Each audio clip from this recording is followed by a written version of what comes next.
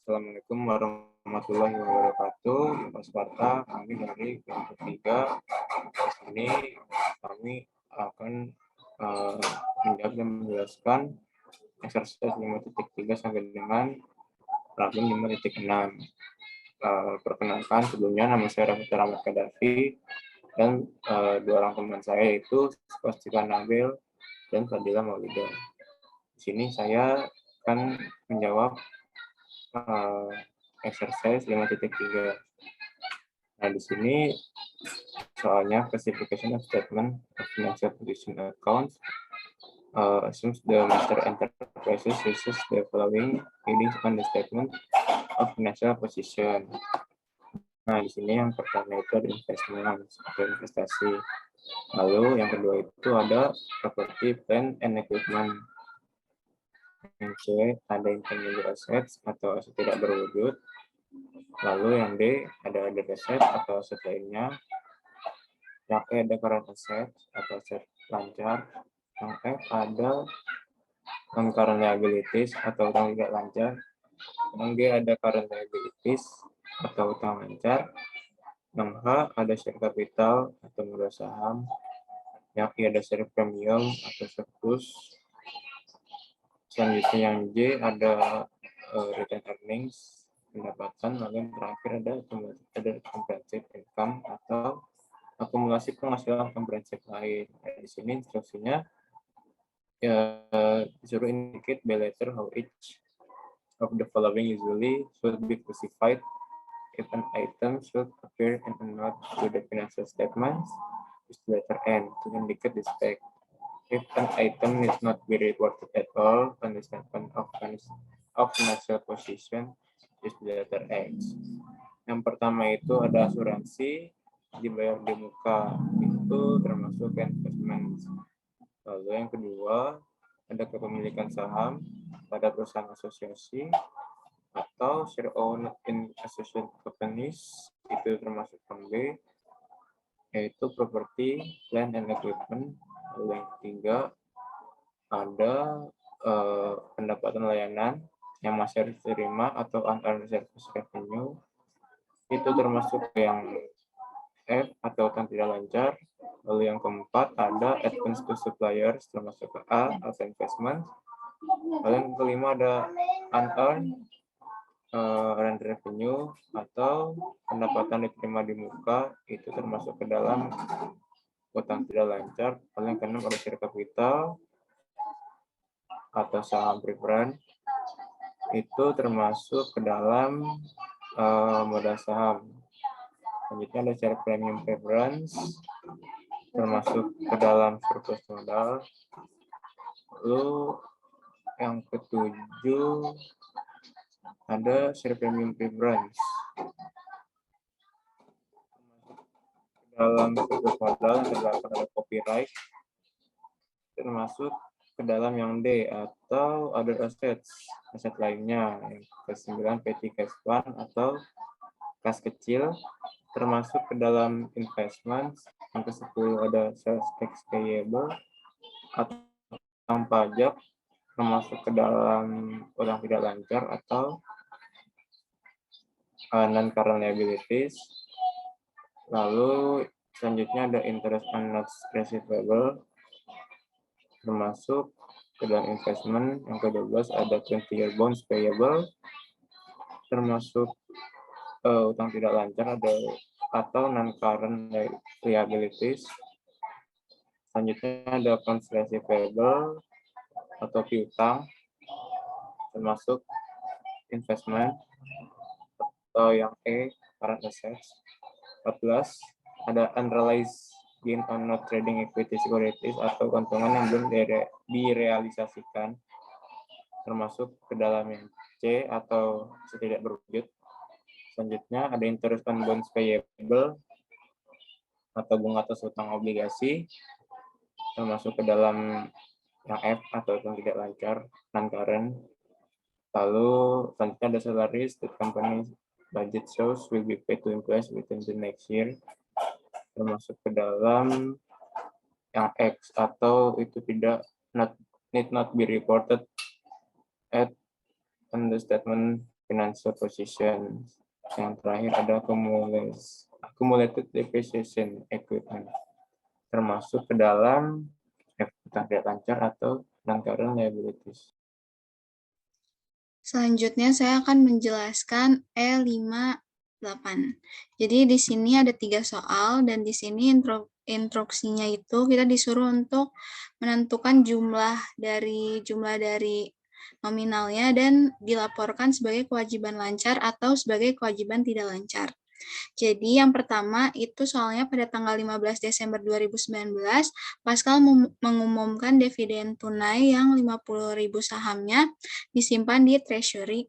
Nah, saham kepada pemegang saham yang tercatat pada tanggal 31 Desember, dividen tersebut dibayarkan 2,50 per saham kepada pemegang saham yang tercatat pada tanggal 31 Desember. Nah, dividen tersebut dibayarkan pada tanggal 15 Januari 2020. Pascal telah menerbitkan 1.000.000 saham biasa yang 50.000 sahamnya itu disimpan dalam perbendaharaan. Nah, jadi untuk menjawab soal nomor 1, itu yang pertama itu masuk ke utang dividen. Nah, utang dividen sebesar 2,375 juta dolar yang akan dilaporkan sebagai kewajiban lancar. Nah, 2,375 itu dapat dari mana? Dapat dari 1.000 dikurang 50.000 dikali 2,50. Nah, selanjutnya nomor 2, itu pada tanggal 31 Desember, utang obligasi sebesar 100 juta dolar masih beredar. Nah, obligasi tersebut membayar bunga 8% setiap pada tanggal 30 September dan jatuh tempo dengan angsuran sebesar 25 juta dolar. Setiap tanggal 30 September, mulai tanggal 30 September 2020. Nah, jadi untuk menjawab soal nomor 2, itu hutang obligasi sebesar 25 juta, hutang obligasi sebesar 25 juta, dan hutang bunga sebesar 3 juta. Nah, 3 juta itu dapat dari 100 juta dikali 12% dikali 3/12. Nah, 3/12 ini dihitung dari Oktober ke Desember. Oktober ke Desember. Nah, itu akan dilaporkan sebagai kewajiban lancar. Hutang bunga itu akan dilaporkan sebagai kewajiban lancar dan hutang obligasi itu sebesar 25 itu akan dilaporkan sebagai kewajiban jangka panjang. Nah, selanjutnya ada uang muka pelanggan. Selanjutnya yang soal ketiga itu pada tanggal 31 Desember 2018 uang muka pelanggan sebesar 12 juta dolar selama 2019. Itu Pascal mengumpulkan 30.000 dolar dari uang muka pelanggan. Nah, uang muka sebesar 25 dolar merupakan kewajiban pelaksanaan yang telah dipenuhi. Nah, jadi untuk menghitung uang muka pelanggan itu, uang muka pelanggan 17 juta itu didapat dari 12 ditambah 30 juta dikurang 25 juta. Nah, itu dilaporkan sebagai kewajiban lancar. Selanjutnya saya akan menjelaskan P56. Jadi di sini ada trial balance. Ini adalah trial balance. Nah, kemudian di sini ada informasi tambahan. Yang pertama, metode biaya rata-rata nilai persediaan itu digunakan. Jadi persediaannya itu menggunakan metode biaya rata-rata. Nah, selanjutnya yang kedua, biaya dan nilai wajar investasi jangka panjang yang terdiri dari saham biasa dan obligasi adalah sama. Yang ketiga, jumlah akun konstruksi dalam proses merupakan biaya yang dikeluarkan sampai saat ini pada suatu bangunan dalam proses konstruksi. Perusahaan menyewa ruang pabrik pada saat ini. Nah, tanah di mana bangunan sedang dibangun seharga 85.000, seperti yang ditunjukkan dalam neraca saldo. Nah, untuk informasi yang keempat, paten dibeli oleh perusahaan dengan harga 40.000 dan diamortisasi dengan dasar garis lurus. Yang kelima, wesel bayar merupakan pinjaman bank yang dijamin dengan investasi jangka panjang senilai 120.000. Pinjaman bank ini akan jatuh tempo pada tahun 2020. Nah, jadi di sini kita disuruh untuk membuat laporan posisi keuangan atau Statement of Financial Position. Jadi yang pertama itu kita hitung dari aset lancar. Nah, aset lancar di sini ada kas, piutang, penyisian piutang tak tertagih, dan inventaris. Juga asuransi prabayar. Jadi kasnya itu sebesar 41 diambil dari neraca saldo. Kemudian piutangnya 163.500 juga diambil dari neraca saldo. Penyisian piutang tak tertagih itu minus 8.700 karena dia di kredit. Jadi di sini dia minus 8.700. Kemudian ada inventaris atau inventory itu tadi menggunakan biaya rata-rata itu jadi sebesar 208.500. Selanjutnya asuransi prabayar itu sebesar 5.900 diambil dari neraca saldo. Nah, jadinya di jumlah jadinya hasilnya aset lancar itu 410.200. Nah, untuk investasi jangka panjang itu ada investasi ekuitas sebesar 339. Itu diambil dari neraca saldo di investasi jangka panjang sebesar 339. Nah, selanjutnya untuk properti gedung dan peralatan, itu yang pertama itu ada biaya fasilitas gedung yang belum selesai. Itu ada tanah dan konstruksi dalam proses. Jadi 85, jadi tanahnya itu seharga 85.000 dan konstruksi dalam prosesnya itu sebesar 124.000. Jadinya untuk biaya fasilitas gedung yang belum selesai totalnya 209.000. Nah, selanjutnya pada peralatan itu ada peralatan sebesar 400 diambil dari neraca saldo dan akumulasi penyusutan peralatan itu sebesar 240 juga diambil dari neraca saldo.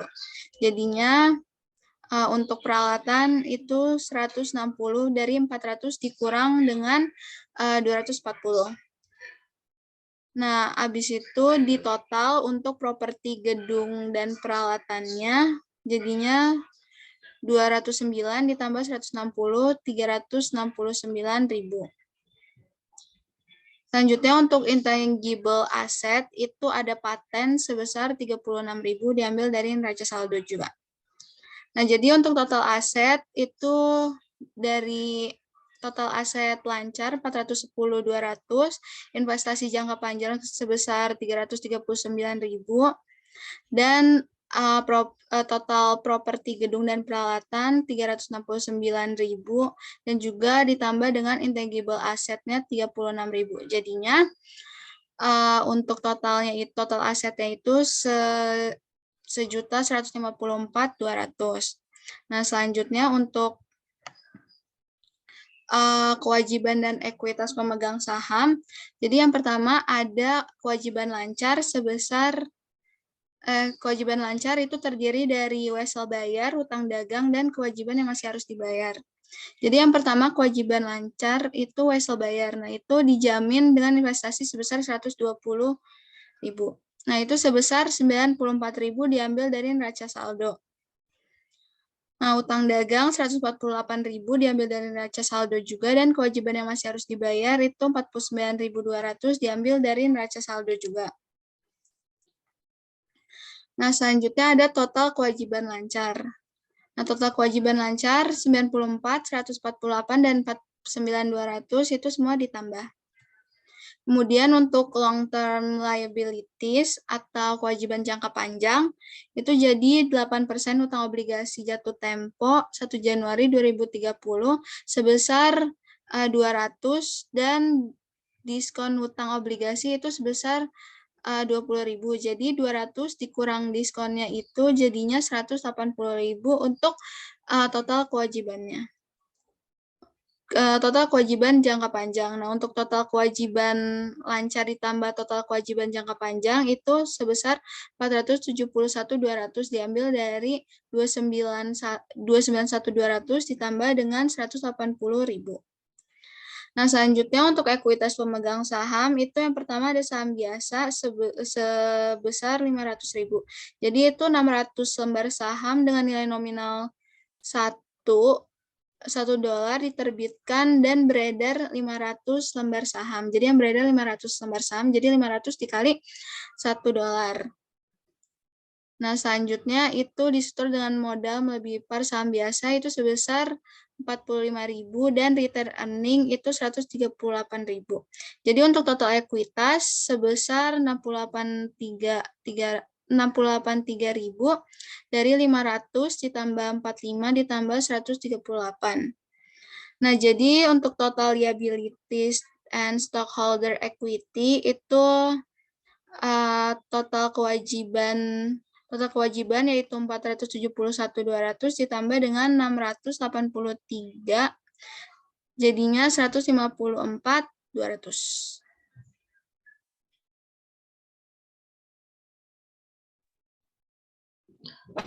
Selanjutnya saya akan menjelaskan problem 556. Lansbury Inc. memiliki laporan posisi keuangan yang ditampilkan di bawah ini pada tanggal 31 Desember 2018. Untuk informasi tambahannya, yang pertama, Lansbury Inc. menjual sebagian dari portofolio investasinya seharga $15. Transaksi ini menghasilkan keuntungan sebesar $3.400 bagi perusahaan. Perusahaan mengklasifikasikan investasinya sebagai ekuitas non-perdagangan. Kemudian informasi yang kedua yaitu sebidang tanah dibeli dengan uang tunai sebesar $18.000. Informasi yang ketiga yaitu wesel bayar jangka panjang sebesar $16.000 dihentikan sebelum jatuh tempo dengan membayar $16.000 tunai. Untuk informasi yang keempat yaitu tambahan $20.000 dalam saham biasa diterbitkan pada nilai par. Yang kelima yaitu dividen sebesar $8.200 diumumkan dan dibayarkan kepada pemegang saham. Yang keenam yaitu laba bersih untuk tahun 2019 adalah sebesar $32.000 setelah diperhitungkan depresiasi sebesar $11.000. Yang ketujuh yaitu tanah dibeli melalui penerbitan obligasi sebesar $30.000. Kemudian untuk informasi yang terakhir yaitu pada tanggal 31 Desember 2019, kas adalah $32.000, piutang usaha adalah sebesar $41.600 dan utang usaha tetap sebesar $30.000. Untuk instruksinya, yang pertama yaitu siapkan laporan arus kas untuk tahun 2019. Untuk yang instruksi yang kedua yaitu siapkan laporan posisi keuangan seperti yang akan dimuncul pada tanggal 31 Desember 2019. Untuk instruksi yang ketiga yaitu bagaimana laporan arus kas dapat membantu pengguna laporan keuangan. Untuk jawabannya yang A, yang pertama yaitu laporan arus kas. Yang pertama yaitu menghitung arus kas dari aktivitas operasi yang terdiri dari yang pertama laba bersih sebesar $32.000. Kemudian mencatat penyesuaian untuk merekonsiliasi laba bersih dengan kas bersih terdiri dari beban penyusutan sebesar $11.000 dikurangi dengan keuntungan penjualan investasi sebesar $3.400 dikurangi dengan peningkatan piutang usaha sebesar $20.400. $20.400 dari $41.600 dikurangi $21.200. Sehingga untuk arus kas bersih yang diperoleh dari aktivitas operasi yaitu sebesar $19.200.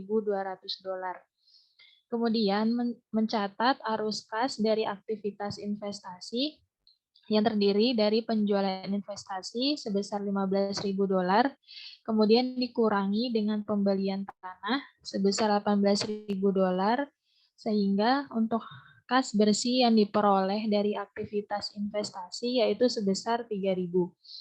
Selanjutnya yaitu mencatat arus kas dari aktivitas pendanaan. Yang pertama mencatat penerbitan saham biasa sebesar $20.000 dikurangi dengan pensiun wesel bayar sebesar $16.000, $16.000 dikurangi dengan pembayaran dividen tunai sebesar 8.200, sehingga hasil dari kas bersih yang diperoleh dari aktivitas pendanaan yaitu sebesar 4.200. Sehingga di jumlah untuk kenaikan kas bersih pada perusahaan Lansbury yaitu sebesar $12.000 dari 19.200 dikurangi dengan 3.000 dikurangi dengan 4.200. Sehingga untuk kas di awal tahun untuk informasi tambahannya yaitu sebesar $20.000,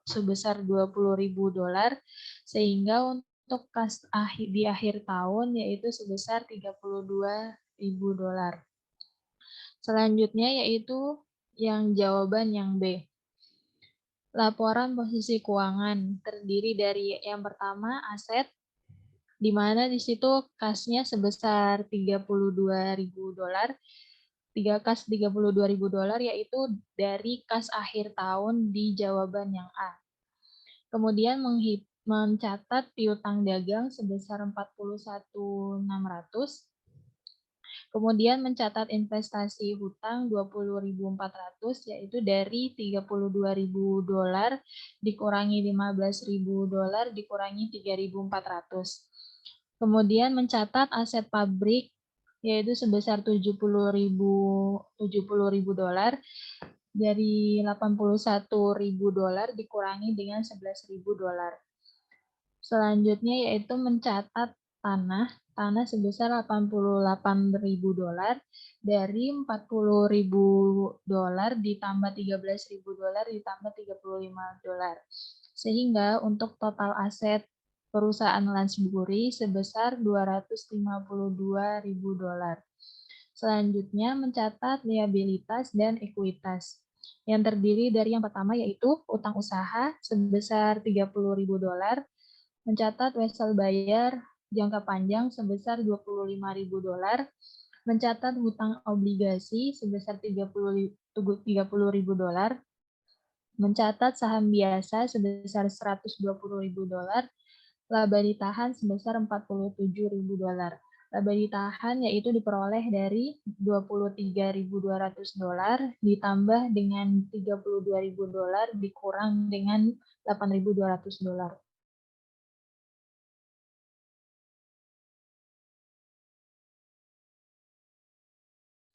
Selanjutnya yaitu untuk jawaban yang C. Informasi laporan arus kas ini akan membantu pengguna membuat prediksi arus kas masa depan yang lebih akurat. Beberapa individu telah menyatakan keprihatinan tentang kualitas pendapatan karena pengukuran pendapatan tergantung pada sejumlah akrual dan perkiraan yang mungkin agak subjektif. Akibatnya, semakin tinggi rasio kas yang disediakan oleh aktivitas operasi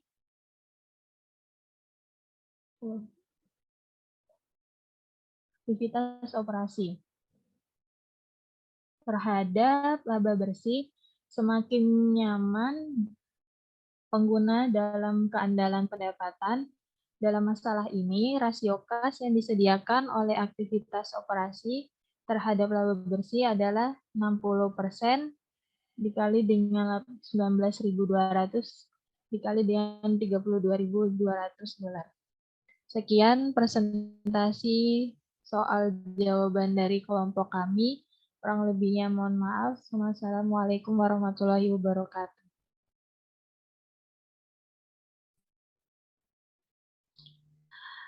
Assalamualaikum Pak Sparta, kami dari kelompok 3 akan mempresentasikan tentang accounting and the time value of money yang beranggotakan yang pertama Scholastica Anabel, yang kedua Rafito Rahmat Kadafi, dan saya sendiri Fadilatul Maulidah Jamrudin.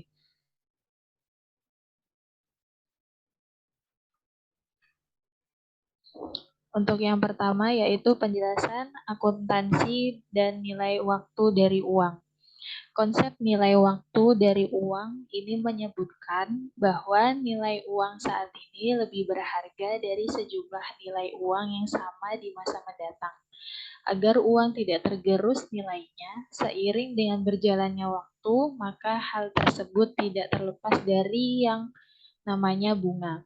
Tujuan dari bab ini yaitu menyajikan alat dan teknik yang akan membantu mengukur nilai arus kas masuk dan arus kas keluar atau cash flow di masa depan. Selanjutnya yaitu aplikasi konsep nilai waktu. Menurut panduan terbaru PASB tentang pengukuran nilai wajar, ukuran nilai wajar yang paling berguna didasarkan pada harga pasar di pasar aktif. Pelaporan keuangan menggunakan pengukuran yang berbeda dalam situasi yang berbeda. Misal, biaya historis untuk peralatan, nilai realisasi bersih untuk persediaan, nilai wajar untuk investasi. Selanjutnya, pengukuran akuntansi berbasis nilai sekarang. Yang pertama yaitu catatan. Catatan yaitu menilai piutang dan hutang tidak lancar yang tidak memiliki tingkat bunga atau lebih rendah dari suku bunga pasar.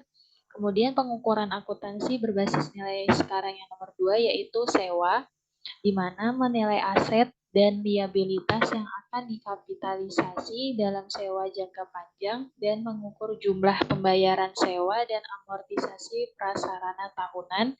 Kemudian yang ketiga yaitu pensiun dan manfaat pengiriman lainnya, yaitu mengukur biaya layanan komponen-komponen dari biaya manfaat pasca kerja, pemberi kerja, dan manfaat pasca pensiun kewajiban. Yang keempat yaitu aset jangka panjang, mengevaluasi investasi jangka panjang, alternatif dengan diskon arus kas masa depan.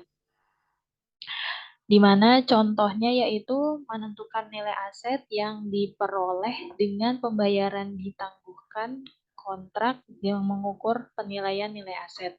Kemudian yang kelima yaitu kompensasi berbasis saham. Menentukan nilai wajar layanan karyawan dalam rencana opsi-opsi kompensasi. Yang keenam yaitu kombinasi bisnis. Menentukan nilai piutang, hutang, kewajiban, akrual, dan komitmen yang diperoleh oleh atau diasumsikan dalam pembelian. Kemudian yang ketujuh yaitu pengungkapan, di mana yaitu mengukur nilai arus kas masa depan dari cadangan minyak dan gas bumi untuk pengungkapan informasi tambahan. Kemudian yang kedelapan yaitu kewajiban lingkungan, yaitu menentukan nilai wajar kewajiban masa depan untuk pensiun aset. Selanjutnya yaitu sifat dari bunga. Bunga adalah pembayaran atas penggunaan uang. Ini adalah kelebihan uang tunai yang diterima atau yang dibayar kembali di atas jumlah yang dipinjamkan atau dipinjamkan pokok. Contohnya yaitu Corner Bank meminjamkan Hillfarm perusahaan sebesar $10 dengan pemahaman bahwa itu akan membayar sebesar $11.500. Kelebihan lebih dari $10 yaitu sebesar $1.500 merupakan biaya bunga untuk Hillfarm dan pendapatan bunga untuk Corner Bank. Selanjutnya yaitu variabel dalam komputasi bunga. Yang pertama, terdiri dari yang pertama, prinsip, di mana jumlah yang dipinjam atau diinvestasikan. Yang kedua yaitu tingkat bunga, persentase pokok beredar. Yang ketiga yaitu waktu, jumlah tahun atau bagian pecahan 1 tahun dari jumlah pokok yang beredar. Di mana penjelasan untuk prinsipal adalah yaitu badan atau perseorangan yang dalam suatu perjanjian memberikan amanat kepada pihak lain untuk melaksanakan suatu transaksi perdagangan dalam perbankan adalah pinjaman pokok.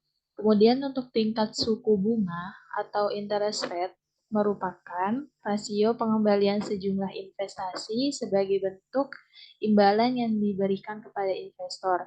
Besaran tingkat suku bunga itu bervariatif sesuai dengan kemampuan debitur dalam memberikan tingkat pengembalian kepada kreditur. Dengan demikian, tiga hubungan di atas berlaku. Yang pertama, semakin besar jumlah pokok, semakin besar jumlah bunga dolar.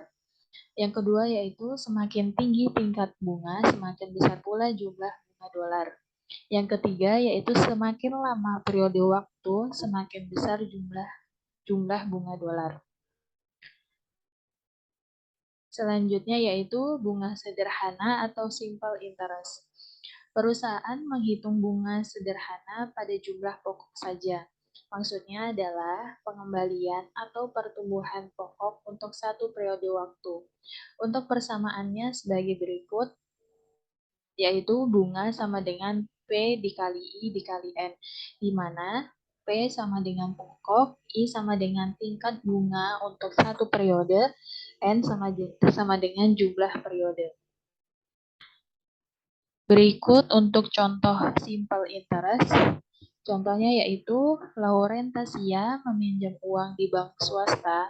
Besarnya uang yang dipinjam adalah sebesar Rp 1.500.000. Setelah berlalu 120 hari, maka berapakah uang yang harus dibayar dengan bunga 5%? Berapa total yang harus dibayar oleh Laurentasia? Kemudian dijawab yang pertama diketahui P-nya atau pokok yaitu sebesar Rp 1.500.000, N-nya sebesar 120 hari dibagi dengan 360 hari selama 1 tahun sama dengan 0,33. Kemudian untuk I-nya sebesar 5%. Jadi untuk perhitungannya yaitu I atau bunga interest sama dengan P dikali I dikali N, di mana Rp 1.500.000 dikali 5% dikali 0,33 sehingga menghasilkan total yang harus dibayarkan oleh Laurentasia yaitu sebesar Rp 24.750.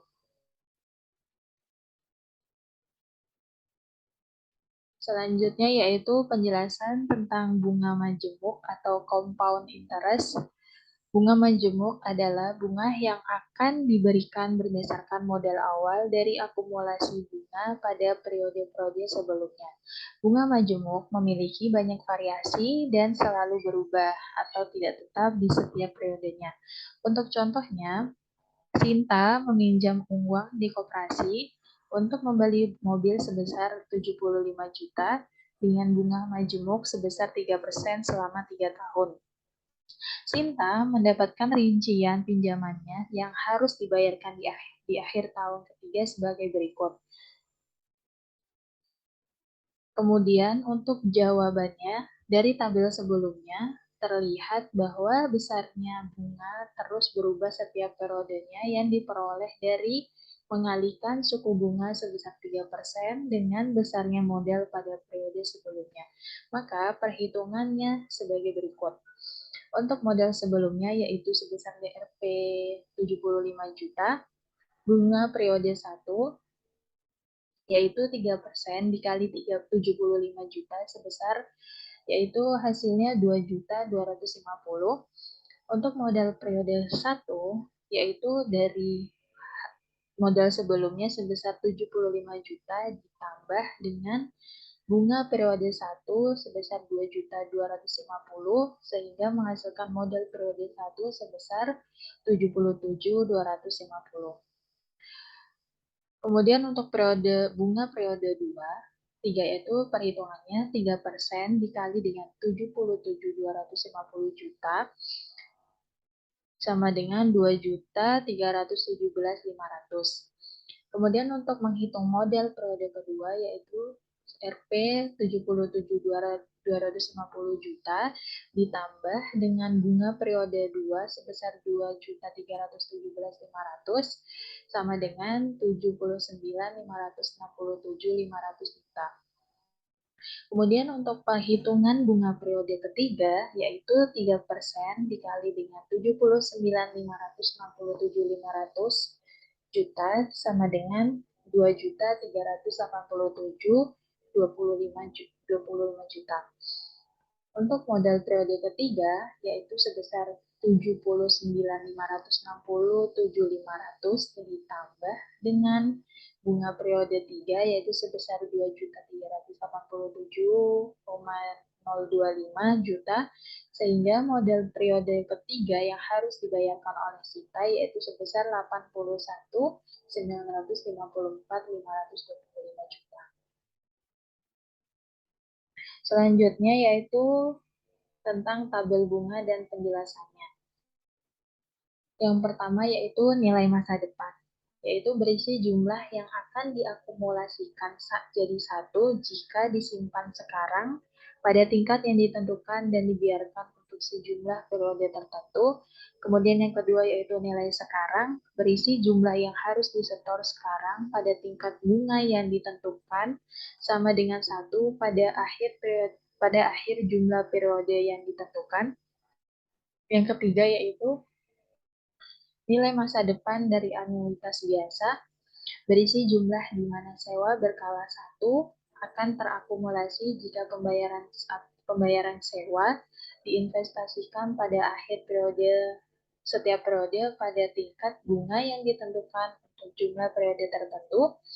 Yang keempat yaitu nilai sekarang anuitas biasa, berisi jumlah yang harus disetor sekarang pada tingkat bunga tertentu untuk mengizinkan penarikan satu pada akhir interval periode reguler untuk jumlah periode yang ditentukan.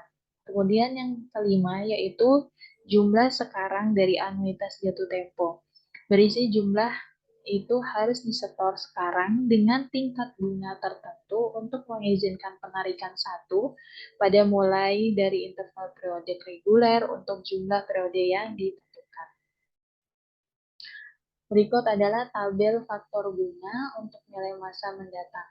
Untuk perhitungannya yaitu FVIV sama dengan 1 plus I pangkat N, di mana FVIV sama dengan faktor nilai untuk N periode, yang N-nya sendiri yaitu jumlah periode, yang I-nya sendiri yaitu tingkat bunga untuk satu periode. Selanjutnya yaitu membahas tentang variabel fundamental. Yang pertama yaitu tingkat bunga. Kecuali dinyatakan lain tarif tahunan yang harus disesuaikan untuk mencerminkan panjang periode peracikan jika kurang dari 1 tahun. Yang kedua yaitu jumlah periode waktu. Jumlah periode peracikan yaitu sebuah periode mungkin sama dengan atau kurang dari 1 tahun. Yang ketiga yaitu nilai masa depan. Nilai di masa mendatang dari jumlah tertentu atau jumlah yang diinvestasikan dengan asumsi bunga majemuk. Yang keempat yaitu nilai sekarang atau waktu sekarang dari jumlah atau jumlah masa depan didiskontokan dengan asumsi bunga majemuk. Selanjutnya yaitu membahas tentang masalah single sum.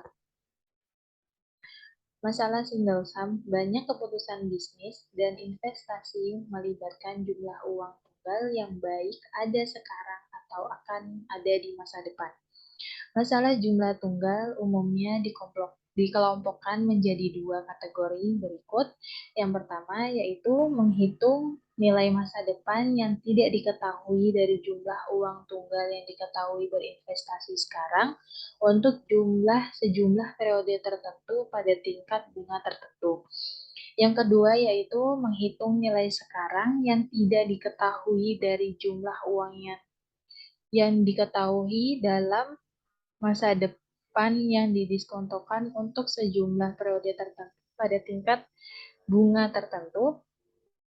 Saat menganalisis informasi yang diberikan, tentukan terlebih dahulu apakah masalahnya melibatkan nilai masa depan atau nilai masa sekarang. Kemudian, terapkan aturan umum berikut tergantung pada situasi. Selanjutnya, yaitu menghitung nilai masa depan dari jumlah tunggal. Untuk menentukan nilai masa depan dari jumlah tunggal, kalikan faktor nilai masa depan dengan nilai sekarang atau pokok sebagai berikut. Untuk rumusnya yaitu future value sama dengan PV sama dalam kurung dikali VVN I, di mana FV future value nilai masa depan, PV nilai sekarang atau jumlah tunggal, FVV yaitu faktor nilai masa depan untuk N periode. Untuk contohnya yaitu Burger Corporation ingin menentukan nilai masa depan sebesar $50 yang diinvestasikan selama 5 tahun bertambah setiap tahun dengan tingkat bunga 6%. Untuk jawabannya yaitu $50 dikali dengan 1 plus 0,06 dikali 5, yaitu sebesar untuk jumlahnya yaitu 66,912 dolar. Selanjutnya yaitu membahas tentang annuities atau nilai masa depan. Pada pembahasan sebelumnya hanya melibatkan akumulasi atau diskon dari satu jumlah pokok. Namun, banyak situasi muncul di mana serangkaian jumlah dolar dibayar atau diterima secara berkala, seperti pinjaman atau penjualan angsuran. Misalnya, kontrak asuransi jiwa melibatkan serangkaian pembayaran yang sama yang dilakukan di interval waktu yang sama. Proses pembayaran berkala seperti itu merupakan akumulasi dari sejumlah uang melalui anuitas. Anuitas menurut definisi membutuhkan yaitu yang berikut. Yang pertama, pembayaran atau penerimaan secara berkala disebut sewa dengan jumlah yang sama. Yang kedua, yaitu sama panjangnya interval antara sewa seperti itu. Yang ketiga, penggabungan bunga 1 kali setiap interval. Selanjutnya yaitu prosedur sebelumnya untuk menghitung nilai masa depan dari anuitas biasa selalu menghasilkan jawaban yang benar. Namun, itu bisa menjadi rumit jika jumlah sewanya besar. Rumus menyediakan cara yang lebih efisien untuk mengekspresikan nilai masa depan dari anuitas biasa. Rumus ini menjumlahkan sewa individu ditambah sewa bunga sebagai berikut, di mana rumus di atas yaitu FVV faktor nilai masa depan dari anuitas biasa. Untuk I-nya yaitu tingkat bunga per periode, untuk N-nya yaitu jumlah periode peracikan. Berikut adalah tabel nilai masa depan dari anuitas. Untuk periode pertama, periode ke-1 yaitu 4%, ada 5%, dan 6%. Mentafsirkan tabel jika $1 diinvestasikan pada akhir setiap tahun selama 4 tahun sebesar 5%, bunga dimajemukkan setiap tahun. Nilai anuitas pada akhir tahun keempat adalah sebesar $4,31. Dilihat dari tabel future value of ordinary annuity pada kolom 5% untuk di tahun keempat. Cara perhitungannya yaitu 4,310313 dikali dengan $1. Sekarang kalikan faktor dari baris dan kolom yang sesuai dengan jumlah dolar dari satu sewa yang terlibat dalam anuitas biasa. Itu adalah hasil jumlah akumulasi sewa dan bunga majemuk hingga tanggal sewa terakhir. Selanjutnya yaitu rumus berikut menghitung nilai masa depan dari anuitas biasa. Rumusnya yaitu future value of an ordinary annuity, di mana R merupakan sewa periode, I yaitu nilai masa depan dari faktor anuitas biasa untuk N periode. Untuk mengilustrasikan berapa nilai masa depan dari 5 setoran sebesar $5.000 yang dilakukan pada setiap akhir 5 tahun ke depan memperoleh bunga 6%. Untuk jawabannya yaitu nilai masa depan dari anuitas biasa $5.000 dikali dengan 1 plus 0,06 dikali dengan 5 dikurangi 1,06, sehingga $5.000 dikali dengan 5,63709, sehingga hasil nilai masa depan dari anuitas biasa yaitu sebesar 28,185,4. Selanjutnya yaitu nilai masa depan dari anuitas. Analisis sebelumnya dari anuitas biasa diasumsikan bahwa nilai periode terjadi pada akhir setiap periode. Ingat bahwa anuitas jatuh tempo mengasumsikan bahwa sewa berkala terjadi di awal setiap periode. Ini berarti anuitas jatuh tempo akan menumpuk bunga selama periode pertama, berbeda dengan sewa anuitas biasa yang tidak akan jatuh tempo. Dengan kata lain, dua jenis anuitas berbeda dalam jumlah periode akumulasi bunga yang terlibat meskipun jumlah sewa yang sama terjadi. Jika sewa terjadi pada akhir periode anuitas biasa, dalam menentukan masa depan nilai anuitas akan ada satu periode bunga kurang dari jika sewa terjadi di awal periode atau anuitas jatuh tempo. Berikut adalah contoh arus kas dari anuitas jatuh tepat satu periode sebelum daripada untuk anuitas biasa. Akibatnya, nilai faktor anuitas yang akan datang adalah tepatnya 12% lebih tinggi dan dari faktor anuitas biasa. Misalnya, nilai yang biasanya faktor anuitas pada akhir periode 1/12% adalah 1000, sedangkan untuk anuitas yaitu 1,1200. Selanjutnya yaitu tentang anuitas atau value present. Nilai sekarang dari anuitas adalah jumlah tunggal yang jika diinvestasikan dengan bunga majemuk sekarang akan menyediakan anuitas rangkaian penarikan untuk sejumlah periode masa depan. Nilai sekarang dari anuitas biasanya, nilai sekarang dari anuitas biasa, nilai sekarang dari anuitas biasa adalah nilai sekarang dari serangkaian sewa yang sama untuk ditarik pada interval yang sama pada akhir periode. Satu pendekatan untuk menemukan nilai sekarang dari anuitas menentukan masa kini, nilai masing-masing sewa dalam seri, dan kemudian total nilai present individualnya. Untuk contoh, kita dapat melihat anuitas $1 untuk diterima pada akhir masing-masing dari 5 periode sebagai jumlah yang terpisah. Kami kemudian menghitung setiap nilai sekarang menggunakan tabel masa kini nilai dengan asumsi tingkat bunga 5%. Berikut yaitu perhitungan untuk memberitahu kita jika kita menginvestasikan jumlah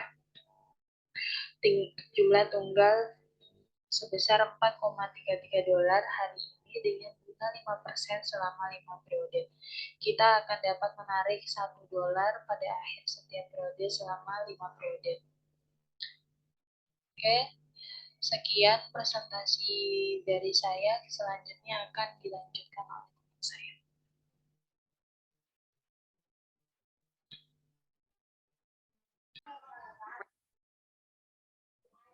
Selanjutnya, saya Scholastica Nabel di sini akan menjelaskan tentang nilai sekarang dari anuitas jatuh tempo.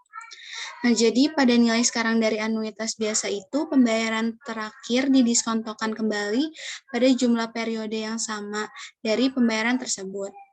Nah, sedangkan kalau dalam penentuan nilai sekarang dari anuitas jatuh tempo, selalu ada periode diskonto yang kurang dari 1, karena arus kas muncul tepat 1 periode lebih cepat dalam nilai sekarang dari anuitas jatuh tempo. Maka nilai sekarang dari anuitas dari arus kas ini jadi lebih tinggi daripada nilai sekarang dari anuitas biasa. Jadi, faktor nilai sekarang dari anuitas jatuh tempo dapat dihitung dengan mengalihkan faktor nilai sekarang dari anuitas biasa dengan ditambah dengan suku bunga.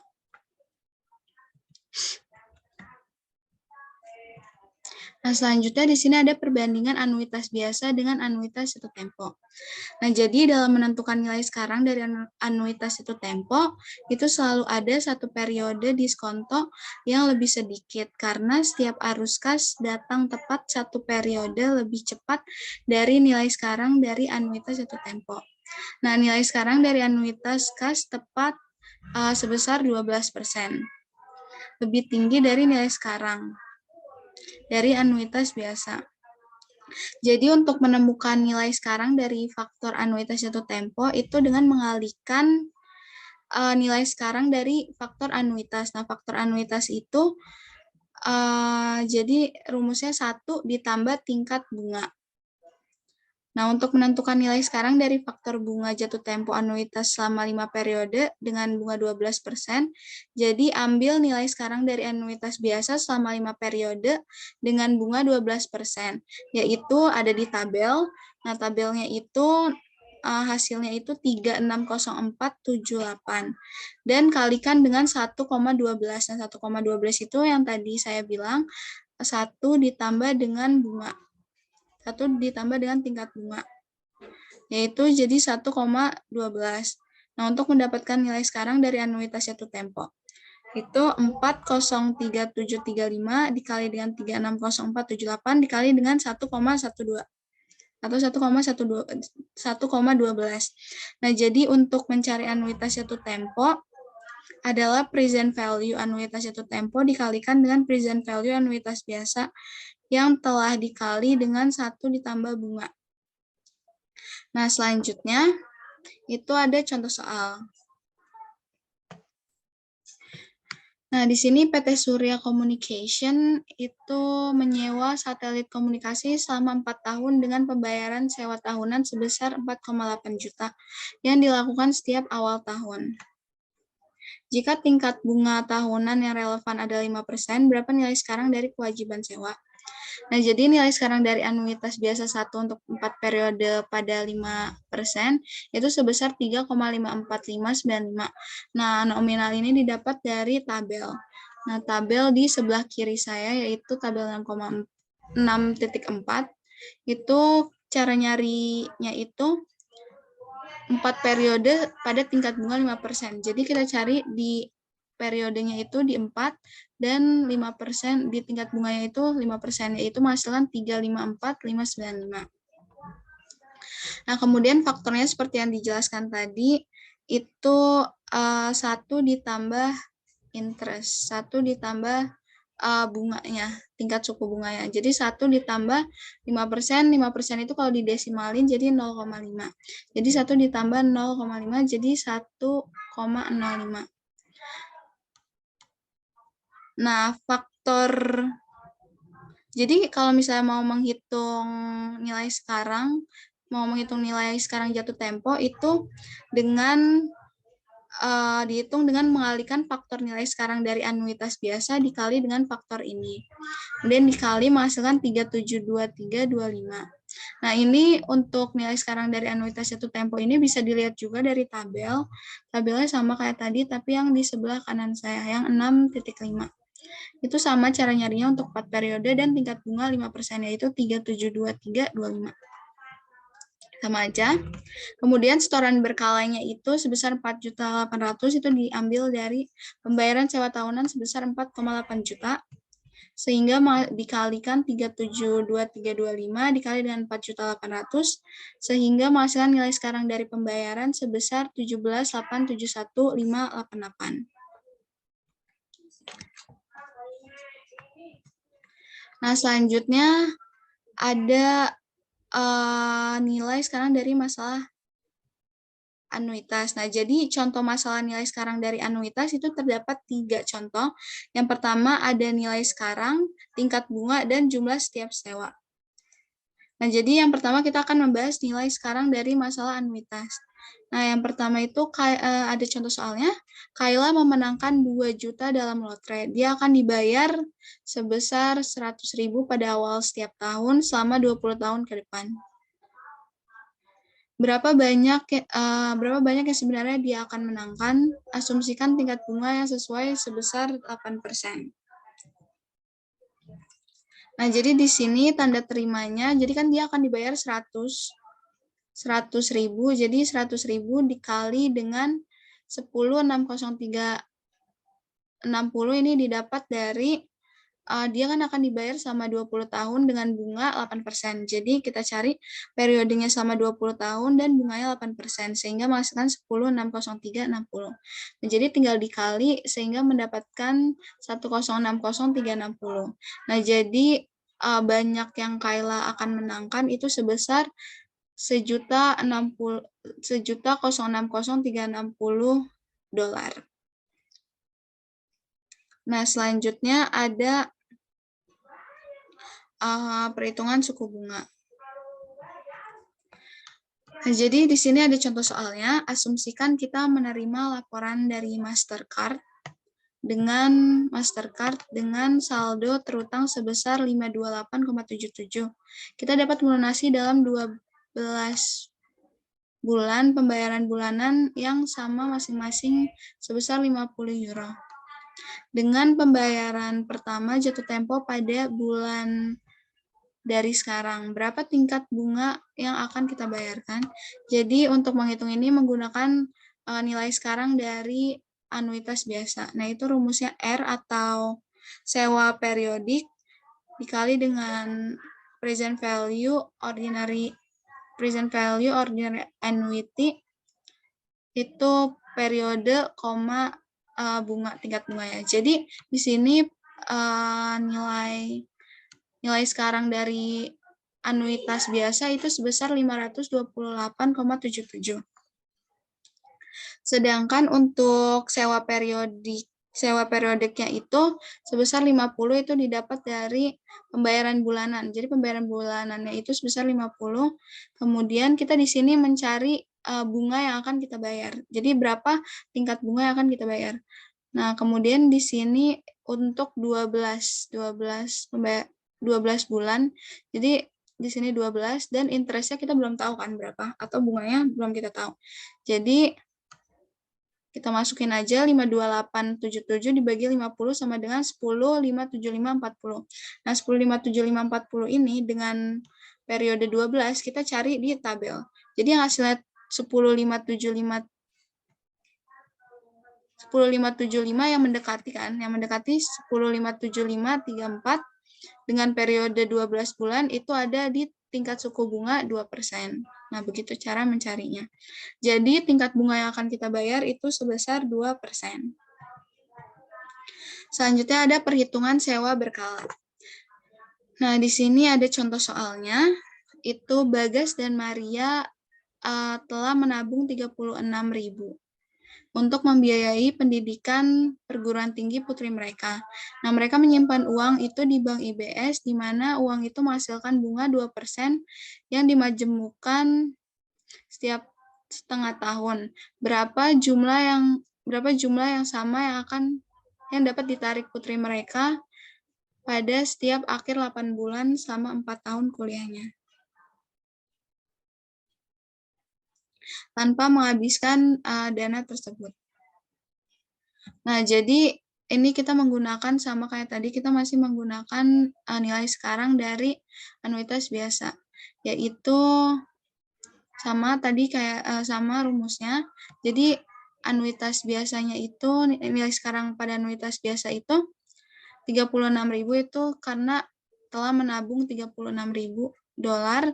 Kemudian kita di sini mau nyari sewa periodiknya atau berapa jumlah yang dapat ditarik putri mereka pada setiap 8 bulan. Nah, jadi untuk periodenya itu 8 dan tingkat suku bunganya itu 2%. Jadinya 36.000 sama dengan 36.000 dolar sama dengan 8,2% itu didapat dari tabel juga.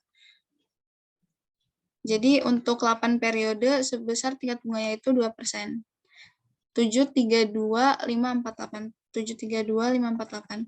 Jadi di sini R dikali 732.548. Jadi R-nya itu sebesar 4,914,35. Nah, itu untuk jumlah yang dapat ditarik putri mereka, yaitu sebesar 4.914,35 dolar. Nah, selanjutnya ada nilai sekarang dari masalah anuitas, yaitu anuitas ditangguhkan. Jadi anuitas ditangguhkan itu anuitas yang mana pembayarannya itu dimulai setelah beberapa periode tertentu. Nah, anuitas yang ditangguhkan ini belum menghasilkan pembayaran sampai 2 periode atau lebih terlewati. Nah, misalkan pada anuitas biasa 4 tahun ditangguhkan dalam 6 tahun pembayaran, yang berarti pembayaran akan dilakukan pada akhir tahun kelima. Artinya faktor N hanya dihitung sebesar berapa lama tahun pembayaran yang tidak termasuk penangguhan. Hal tersebut juga berlaku pada anuitas jatuh tempo. Nah, di sini ada nilai masa depan dari anuitas ditangguhkan. Nah, jadi nilai masa depan dari anuitas ditangguhkan itu merupakan perhitungan nilai masa depan yang ditangguhkan secara langsung. Jadi karena tidak ada akumulasi atau investasi di mana bunga dapat dihasilkan, nilai masa depan dari anuitas yang ditangguhkan adalah sama dengan nilai masa depan dari anuitas yang tidak ditangguhkan, yaitu periode penangguhan diabaikan dalam perhitungan nilai masa depan. Nah, di sini ada contohnya. Contohnya itu Bella Company berencana untuk membeli tanah dalam 6 tahun untuk pembangunan kantor pusat perusahaan yang baru. Nah, Bella menganggarkan deposito sebesar 80.000 yang diharapkan akan menghasilkan 5% per tahun, hanya pada akhir periode keempat, kelima, dan keenam. Nah, berapa nilai masa depan yang akan Bella Company dapatkan? Jadi kita menggunakan future value atau nilai masa depan dari anuitas biasa. Rumusnya itu R future value ordinary annuity periode koma tingkat bunganya. Jadi untuk R-nya atau sewa periodiknya itu menganggarkan depositonya itu sebesar 80.000. Nah, 80.000 dengan periodenya 3 karena kita hanya mencari periode keempat, kelima, dan keenam itu kan ada 3 dengan tingkat suku bunga 5%. Jadi 80.000 dikali 315.250 itu sama didapat dari tabel. Tabelnya ini kita menggunakan tabel masa depan, tabel nilai masa depan dari anuitas biasa of 1.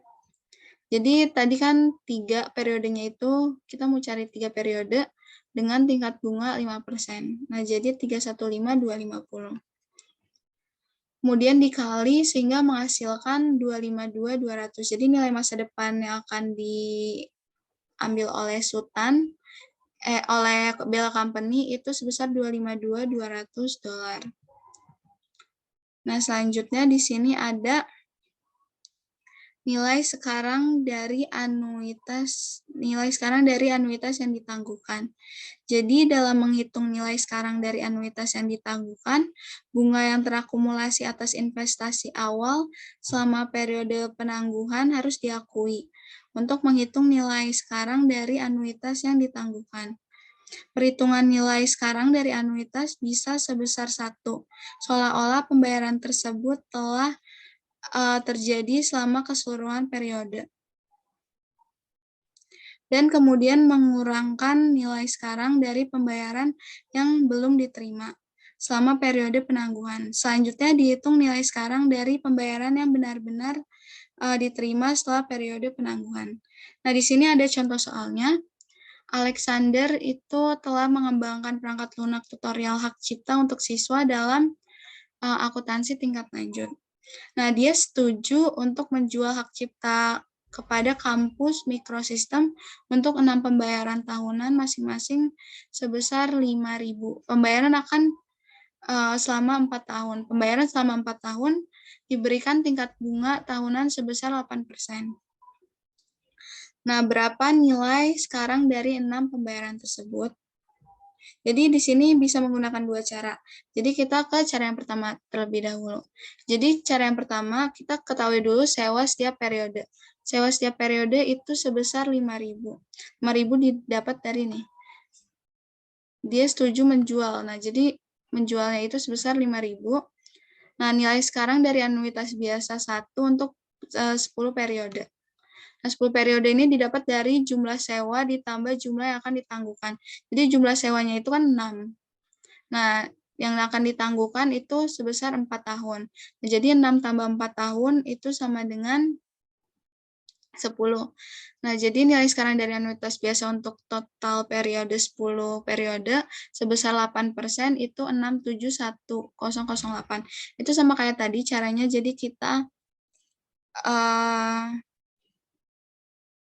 kita pakai tabel present value atau nilai sekarang dari ordinary annuity itu di sini 10 karena periodenya 10 dan tingkat suku bunga 8%, jadinya di sini 671.008. Nah, dikurang dengan nilai sekarang dari anuitas biasa 1 untuk jumlah periode yang ditangguhkan itu ada 4 tahun sebesar 8%. Jadi sama kayak tadi, periodenya 4 tahun, tingkat suku bunganya 8%, sehingga di sini ketemu 3,31213.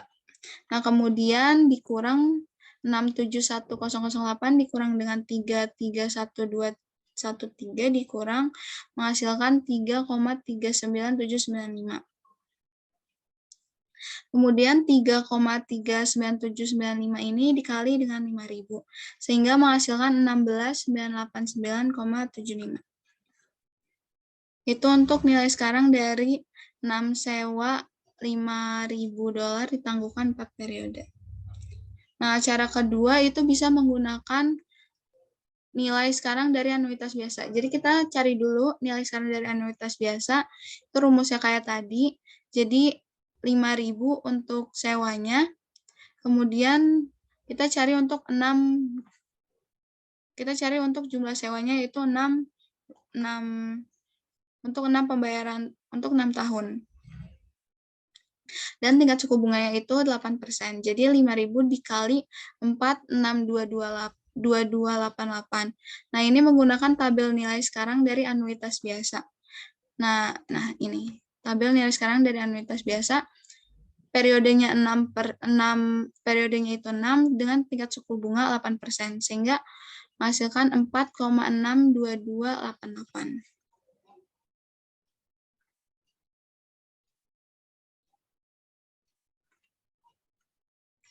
Nah, sehingga 5.000 dikali 4,62288 itu 23.114,40. Nah, langkah kedua kita mencari nilai sekarang dari jumlah tunggal, yaitu FV dikali dengan present value N, I. Nah, jadi FV-nya itu 23.114,40. Present value-nya itu karena kita yang ditangguhkan itu sebesar 4 periode, jadi 4 periode dikali suku bunganya itu 8%. Jadinya 23.1140 dikali 0,73503. Nah, 0,735 itu didapat dari tabel nilai sekarang dari jumlah tunggal, yaitu untuk 4 periode dengan tingkat suku bunga 8%. Nah, kemudian dikali sehingga menghasilkan 16.989,78.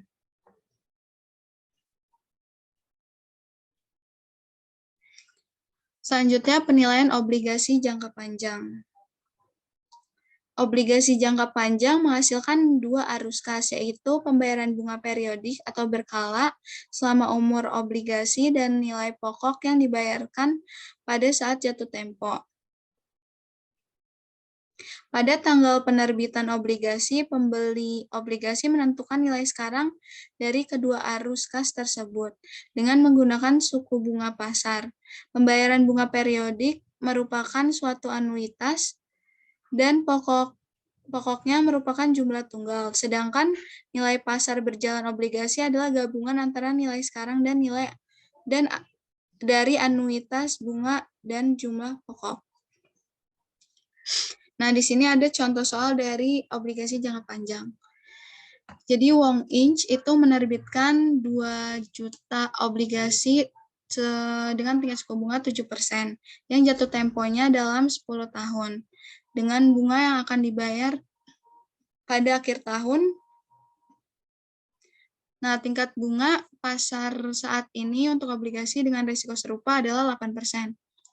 Nah, berapa jumlah yang akan diterima Wong saat menerbitkan obligasi? Nah, jadi kita cari dulu present value atau nilai sekarang dari interest-nya, yaitu pembayaran bunga sebesar 140.000. Nah, 140.000 itu dapat dari 2 juta dikali dengan 7%, sehingga menghasilkan 140.000 untuk pembayaran bunga dikali dengan 671.008. 671.008 itu didapat dari karena ini 10 tahun dengan tingkat suku bunga 8%, jadinya periode 10 tahun dengan bunga 8%, sehingga menghasilkan 671.008. Sama dengan 939.411 itu untuk nilai saat ini, untuk nilai present value, nilai sekarang saat ini. Nah, untuk solusi dari pasar atau prinsipal itu 2 juta, karena menerbitkannya 2 juta dikali dengan 0,463119. Nah, itu didapat dari 10 untuk 10 periode untuk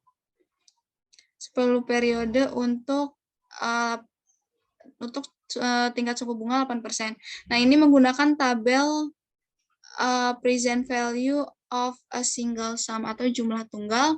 Kalau yang ini itu present value atau nilai sekarang dari anuitas biasa. Ini pakai tabel yang present value untuk jumlah tunggal.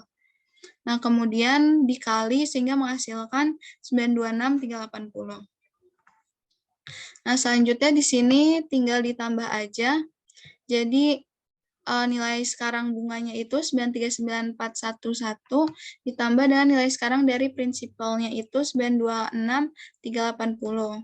Sehingga nilai pasar obligasi saat ini sebesar 1,1865,791. Itu untuk nilai pasar obligasi saat ini. Kemudian untuk jurnal penerbitannya itu kas pada hutang obligasi sebesar 1.865.791. Nah, di sini ada jadwal amortisasi diskon obligasi. Nah, jadi untuk obligasi 10 tahun 7% dijual untuk menghasilkan 8%, itu pada tanggal awal pada 1 Januari 2012 itu sebesar 1.865.791, itu didapat dari nilai pasar obligasi saat ini. Kemudian pada tanggal 12 pada 31 Desember 2012 itu untuk bunga yang dibayarkan 140. Nah, 140 itu didapat dari 2 juta dikali dengan 7%. 2 jutanya itu adalah saat menerbitkan obligasi kan sebesar 2 juta. 2 juta dikali 7% sebesar 140. Nah, untuk beban bunga itu didapat dari nilai tercatat obligasi awal 1.865.791 dikali dengan 8%. Dikali dengan 8%, sehingga menghasilkan 149.263.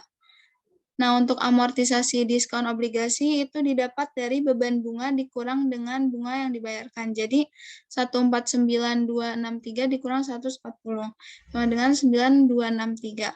Nah, karena amortisasi diskon obligasi jadinya nilai tercatat ditambah dengan amortisasi diskon obligasi itu jadinya 1.865.791 ditambah dengan 9.263.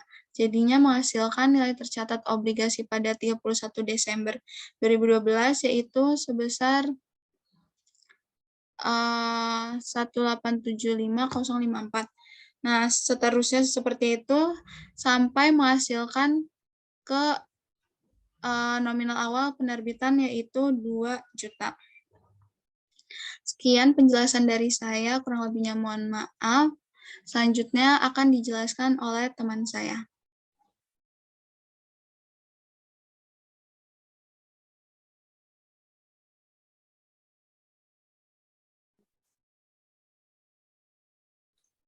Assalamualaikum warahmatullahi wabarakatuh. Perkenalkan, nama saya Raffitur Rahmat Kadafi, kelas akuntansi 32R. Di sini saya akan menjelaskan tentang pengukuran nilai sekarang. Saya berasal dari kelompok 3.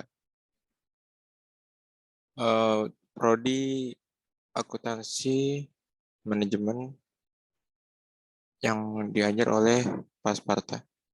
Di sini saya akan menjelaskan tentang pengukuran nilai sekarang. Menjelaskan pendekatan arus kas yang diharapkan yang menggunakan berbagai arus kas dan memasukkan probabilitas arus kas tersebut. Di sini ada memilih suku bunga yang sesuai. Di komponen kepentingan itu yang pertama ada tarif murni. Lalu yang kedua ada tingkat inflasi yang diharapkan. Dan 3 adalah tingkat risiko kredit. Tingkat pengembalian bebas risiko IISB menyatakan perusahaan harus mendiskontokan arus kas yang diharapkan dengan tingkat pengembalian bebas risiko. Selanjutnya di sini exercise 621. Angela Contreras sedang mencoba menentukan jumlahnya, menyisihkan agar ia memiliki cukup uang dalam 2 tahun untuk merombak mesin pada mobil bekas antiknya.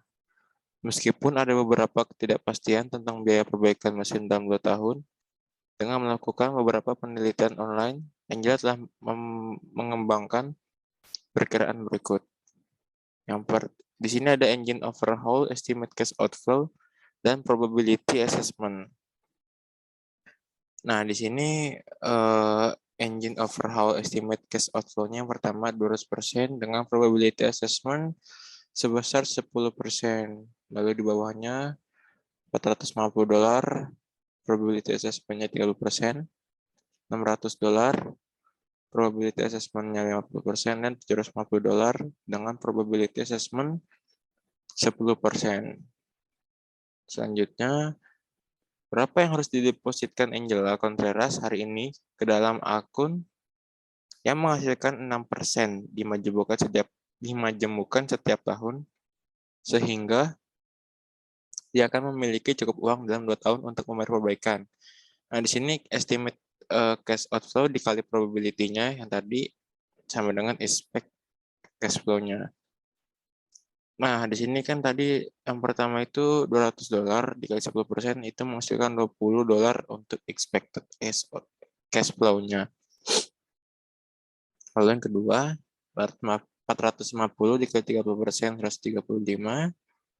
Lalu selanjutnya, $600 dikali 50%, $300 hasilnya. Dan yang terakhir, $750 dikali 10%. Jadi hasilnya 75. Dikali PV factor N sama dengan 2, N itu 2 tahun, dan I-nya itu 6%. Untuk menghasilkan 6%. Jadi ini expected cash outflow-nya ditambah dari 20 ditambah 135 ditambah 300 ditambah 75 sama dengan hasilnya itu $530 dikali 0,89. Hasilnya yaitu present value sebesar $471,70. Di sini next slide. Ada schedule of bond discount amortization 5-year, 5% bonds sold to yield 6%. Di sini ada tanggal, ada cash interest paid, ada interest expense, bond discount amortization, carrying value of bonds. Pada tanggal 1 bulan Januari 2019, carrying value of bonds-nya itu $95.000, $787,80. Lalu pada tanggal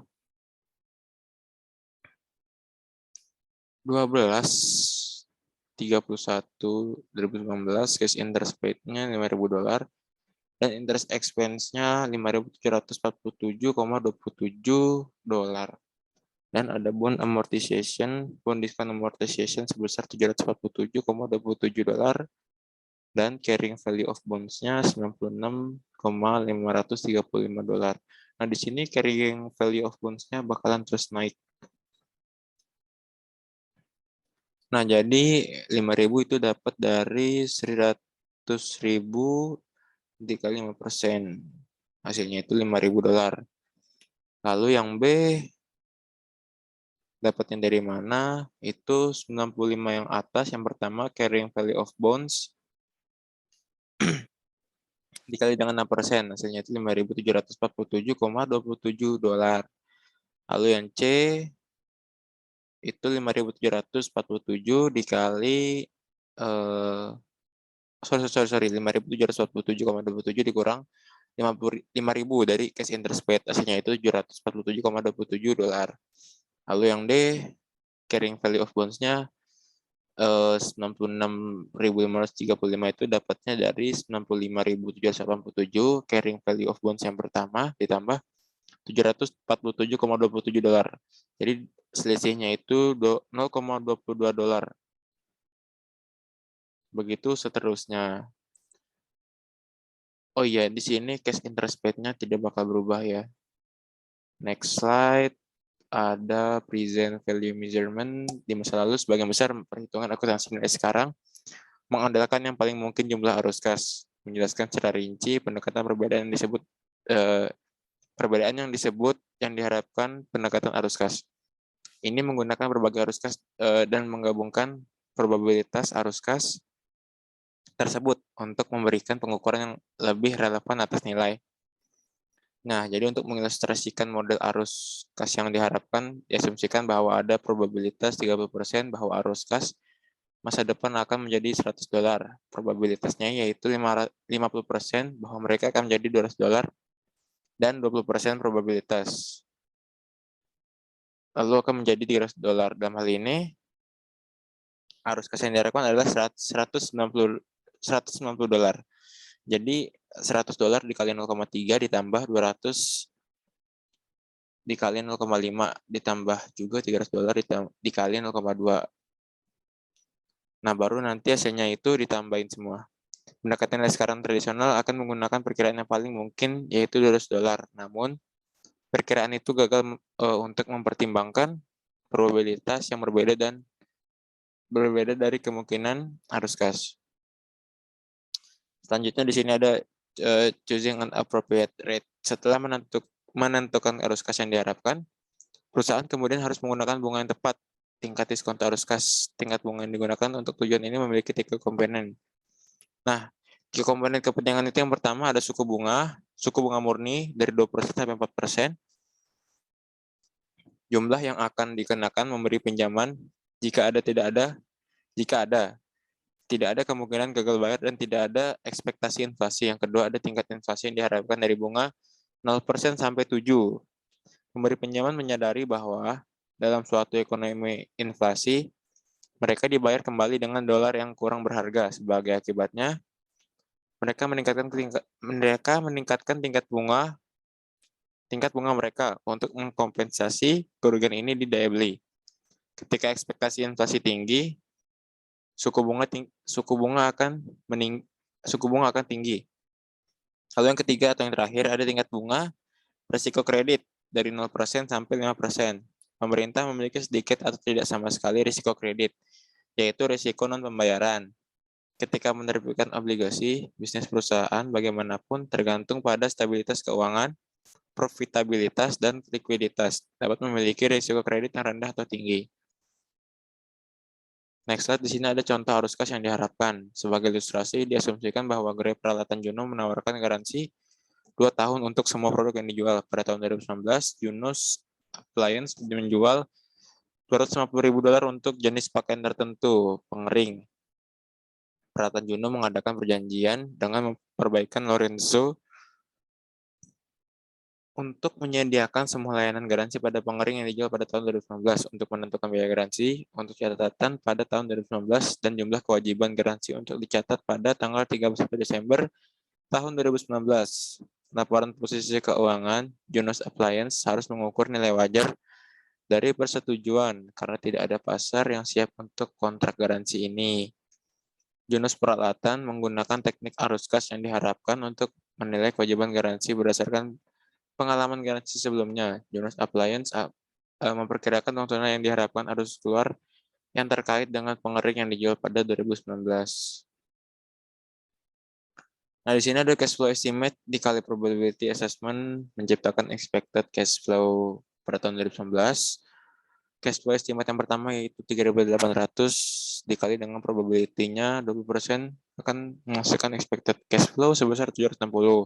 Yang kedua, di sini ada $6.300 dikali probability assessment-nya 50%.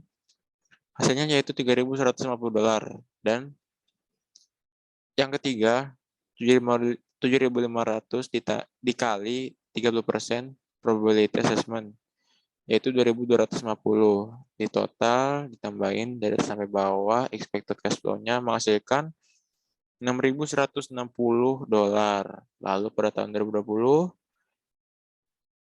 cash flow estimate-nya itu 5.400 yang pertama, lalu dikali probability-nya sama kayak tadi, 30, 50, oh nggak beda-beda.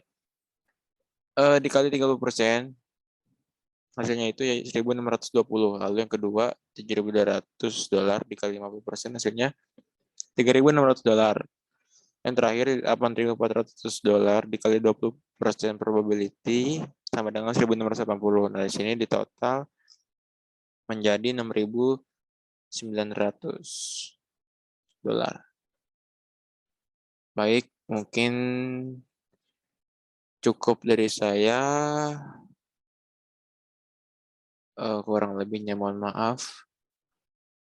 Wassalamualaikum warahmatullahi wabarakatuh.